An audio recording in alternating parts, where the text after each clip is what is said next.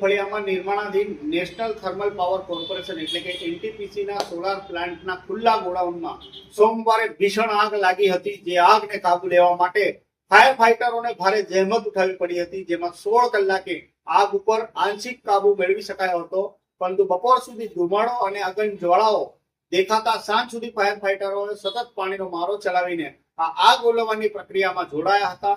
સોમવાર રાત્રે 9:30 વાગ્યાના અરસામાં આ ગોડાઉનમાં આગની ઘટના બની હતી। તાત્કાલિક ધોરણે ફાયર બ્રિગેડને જાણ કરવામાં આવી હતી। ફાયર બ્રિગેડે ગોધરા, ઝાલોદ, દેવગઢ, બારિયા, છોટાઉદેપુર, ગોધરા તેમજ મહીસાગરમાંથી ફાયર બ્રિગેડની ટીમોને બોલાવી મદદ લેવામાં આવી હતી। ફાયર ફાઈટરોએ આગને કાબુ લેવા માટે 50 થી વધુ ફેરા માર્યા હતા અને સતત પાણીનો છંટકાવ કર્યો હતો। અહીંયા ખુલ્લી જમીનમાં સોલાર પેનલ સહિત વિવિધ પ્રકારનો 300 કરોડ રૂપિયાનો અંદાજિત કિંમતનો સામાન મૂકી રાખવામાં આવ્યો હતો। આગ લાગવાના તુરંત જ બાદ ત્યાં હાજર લોકોએ ક્રેનોની મદદથી ગોડાઉનમાં પડેલી સોલાર પેનલો અને અન્ય કિંમતી સામાનને આગથી દૂર ખસેડી લેવામાં આવ્યો હતો, જેના કારણે અંદાજે 60 કરોડ રૂપિયાનું નુકસાન થતા અટકાવી શક્યો।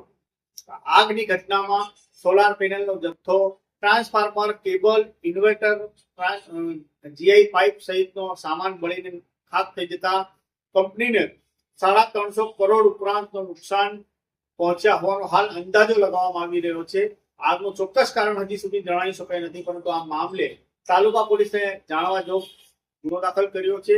ઘટનાના પગલે કલેક્ટર, એસપી, એસડીએમ, મામલતદાર સહિતના તમામ અધિકારીઓ ઘટના સ્થળે દોડી આવ્યા હતા। આપ અંદાજો લગાવી એના પરથી લગાવી શકો છો કે આગ કેટલી વિકરાળ હશે, કારણ કે ઝેર ફળિયામાં એનટીપીસીના ગોડાઉનમાં મૂકેલા આગ લાગવાના કારણે ભારે પવનથી આગ વધુ વિકરાળ બની હતી। ત્યાં પડેલો સામાનનો તમામ જથ્થો આગની લપેટમાં આવી ગયો હતો અને જોતા આગ એટલી બધી વિકરાળ બની હતી કે રાતના સમયે તેની લપટો 5 કિલોમીટર સુધી દૂર સુધી જોવા મળી હતી।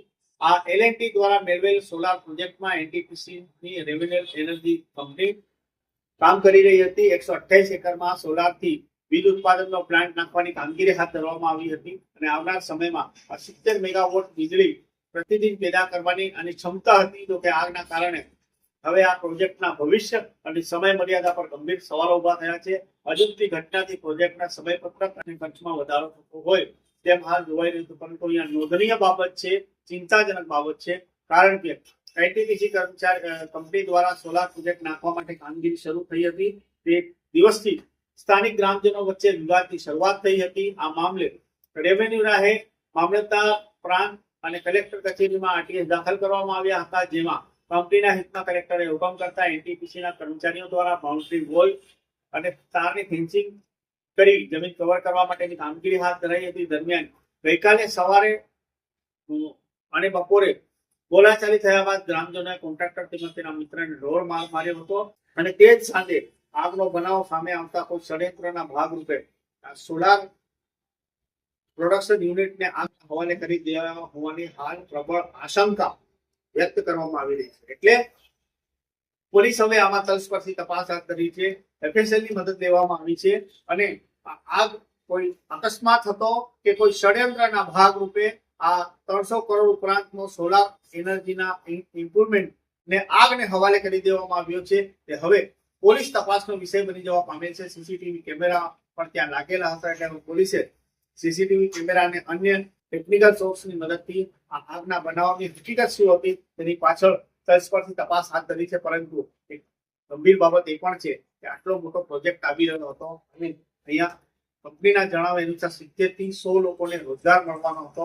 આવનારા સમયમાં અહીંયા દાહોદની એક કમનસીબી છે કે અહીંયા કોઈ મોટો ઉદ્યોગ નથી અને આ એક ઉદ્યોગ આવ્યો હતો જેનાથી 100 લોકોને રોજગાર મળતો, પરંતુ હવે આગના હવાલે કરી દેવામાં આવ્યો છે અથવા અકસ્માતે થયો છે, જેના પગલે હવે ભવિષ્યમાં આવા કોઈ પ્રોજેક્ટ દાહોદમાં આવશે કે કેમ, અથવા તો સરકાર પણ અહીંયા ઉદ્યોગ લાવવા માટે વિચાર કરશે કે કેમ, આ તમામ સવાલો હાલ લોકોના મનમાં છે। પરંતુ હવે પોલીસ અને વહીવટી તંત્ર આ બનાવ કેવી રીતે બન્યો, શું આ કોઈ અકસ્માત હતો કે કોઈ ષડયંત્રના ભાગરૂપે આખા ગોડાઉનને આગના હવાલે કરી દેવામાં આવ્યો છે, તેવી પ્રબળ આશંકા વચ્ચે હવે પોલીસ અને તપાસ કરનાર ટીમોએ પોતાની તપાસનો દોર લંબાવ્યો છે અને આવનારા સમયમાં ચોક્કસપણે આ ઘટના કેવી રીતે બની હતી તે અંગે ખુલાસાઓ પણ થશે। ત્યાં સુધી જોતા રહો દાહોદ લાઈવ। ધન્યવાદ।